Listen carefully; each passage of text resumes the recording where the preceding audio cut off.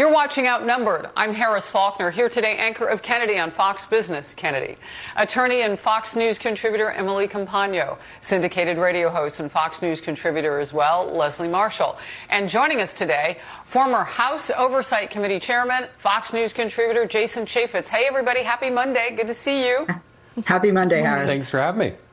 You know, Leslie, it really is interesting because when a lot of this was going on earlier in the summer, you did hear critics on the right saying to, liberal leaders, those Democratic leaders in cities where things were breaking off, why don't you go out there and talk to these people and let them know that they are heard, whatever you got to do. Would it be fair criticism, again, to go back to those Democratic leaders and say, okay, these people need to hear specifically from you guys? What do you think about that? Well, I think that President-elect Joe Biden has specifically said that violence is never acceptable. And that's how I and most Democrats feel. Look, this is a problem from both sides. There was blood on both sides. And the president of the United States, Donald Trump, drove through the crowd on his way to golf. He needs to say something, not stand down to Proud Boys who were among these crowd goers, Alex Jones, who were among these crowd goers. And to Jason's point, so many of these individuals on both sides, pro-Trump and those who oppose President Trump, are not even residents of Washington, D.C. They're coming in from outside the district. So the bottom line is violence is never right. Period. And I do agree with the president's daughter on this, that people need to be arrested and prosecuted if they hurt somebody. But there was blood on both sides. One independent journalist alleges that she was sliced in her ear by a member of the Proud Boys. This is wrong either way. And this, quite frankly, is not just anti-American behavior. It's not human behavior. And we're human beings at the end of the day, regardless of our political ideology.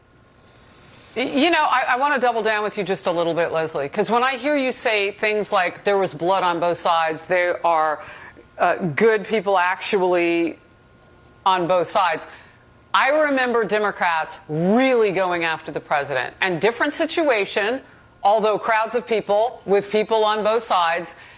How do you really want this to be handled? Because it doesn't look like it's immediately going to go away. Those words you just used have been used before and came with a crack of criticism. Is that enough?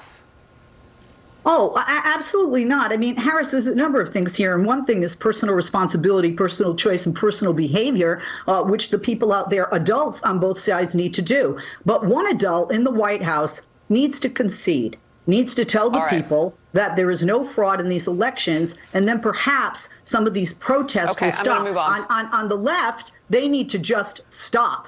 I mean, because they won the election, stand back and do what the vice president and the president-elect has spoken about, which is unite. We can't unite this nation with that type of behavior. Well, I will say this, Leslie, about the vice president-elect, Kamala Harris. What Jason is talking about, a lot of people have had very negative reaction to. But of course, we didn't see her get asked about that because nor she nor Biden sat down and had those really tough questions before Election Day when Americans wanted probably best to hear from everybody, especially on issues like that. A quick wrap from you and then we'll go. Well, look, this is one of the reasons the nation is so divided. There are those that feel that there is a racial injustice, and you see that anger, sadly, resulting sometimes in violence or in looting. And I just want to say to Kennedy's earlier point, I never rationalize violence. Never. Never. Many liberals like myself abhor violence of any kind. I don't care if you're a Democrat or Republican. It is wrong to hurt another human being, especially in the greatest nation that has the First Amendment and allows both sides to completely disagree. But that disagreement has to be peaceful. Drug maker Moderna announced today its COVID-19 vaccine has so far been nearly 95% effective in late-stage trials.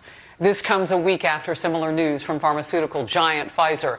Health and Human Services Secretary Alex Azar credits President Trump's Operation Warp Speed for the rapid pace of vaccine development. This is the vaccine that President Trump partnered with Moderna on January 13th at our NIH labs, and now over 90% effective vaccine in one of the largest clinical trials ever. So now we have Pfizer, we have Moderna, and thanks to President Trump's vision, we've been making both of those and 4 other vaccines at commercial scale production. So we believe we'll have enough for 20 million Americans to get vaccinated in December. And it was just 1 week ago, you remember, when Pfizer announced earlier trials of its coronavirus vaccine have shown it to be more than 90% effective. Meanwhile, a Biden official confirms the president-elect's coronavirus advisory board and transition team are developing their own mass distribution plan for a potential vaccine. I want to bring in Dr. Mark Siegel, Fox News contributor and professor of medicine at NYU Langone Medical Center. Hi, doctor. Leslie? This is Leslie Marshall. I've been reading that Moderna is the only vaccine that has mRNA or uses mRNA, and there's some skepticism about mRNA. Is it true that Moderna is using it, and why the skepticism? So Moderna and Pfizer both use mRNA. mRNA is a genetic messenger that signals your cells to make the protein that the virus has, not the virus, the protein. And that protein then signals your immune system to make antibodies and T cells and attack. Now, that's new, and that's why you're hearing the skepticism. That's never been used in humans before. But here's the good news. It's out of your system in a day or two. So if you have flu-like symptoms or headaches, you know, it doesn't last. It lasts a day or two, and we're going to have a big job on our hands with vaccine compliance. But I would much rather feel a little bit of a hangover for a day than get COVID-19. I don't know about you. So I'm thinking that we can overcome that. And plus, it's already being given to thousands and thousands of people here, so we're seeing safety. Well, we all survived college. Some of us had a hangover, maybe only one. So, yeah, I would choose that. Bernie Sanders sounding very confident that President-elect Joe Biden will implement a progressive agenda and that such policies are not as far left as critics say. Sanders also confirming he's been in touch with the Biden transition team about a possible cabinet post after he expressed interest in the labor secretary position. He's trying to give us a spoonful of sugar with the medicine, Leslie. And so now Bernie Sanders is backing away from the defund the police mantra after so many Democrats had an issue with James Clyburn called sloganeering. And there was no more effective slogan than defund the police. What do you think about Bernie's new tack?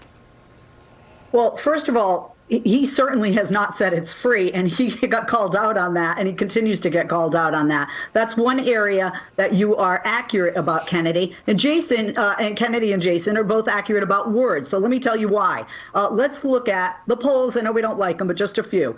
63% believe the government has the responsibility to provide health insurance. They like when you call it single payer, not when you call it Medicare for all. 70% like when we have a more energy efficient society and when we have those green jobs, but we don't call it the Green New Deal. They also don't like the cost.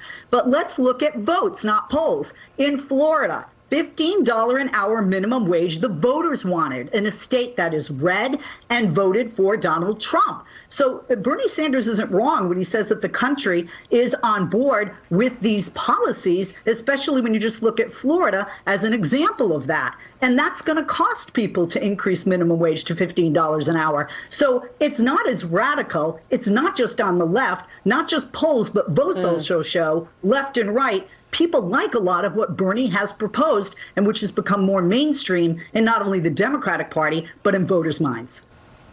Some top Democrats across America are reinstating strict coronavirus restrictions as cases are surging. New Jersey Governor Phil Murphy has announced an executive order limiting outdoor gatherings to 10 people beginning tomorrow. And governors in Michigan and Washington announcing similar restrictions in their own states. This as California Governor Gavin Newsom is facing a lot of backlash. Officials in that state are warning of more restrictions after the governor and at least 10 other people, at least, attended a birthday party at a fancy restaurant last week. The governor, Newsom, later said this: while the first partner and I followed the restaurant's health protocols and took safety precautions, I should have modeled better behavior and not joined the dinner. You think? You know, Leslie, while we're picking our parts that, you know, really pop like favorites, how about the repeat hypocrisy offender, Lori Lightfoot, the mayor of Chicago? Remember the bust the lockdown haircut she had to get, and now this latest thing?